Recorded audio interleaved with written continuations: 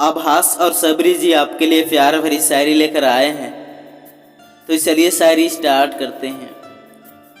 तुम ही मेरी मोहब्बत, तुम ही मेरी मोहब्बत, तुम ही जीने की वजह बन गए।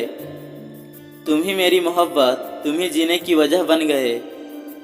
तुम ही मेरी मंजिल, कि तुम ही मेरी मंजिल, और तुम ही मेरे राह बन गए, और तुम ही मेरे राह बन गए।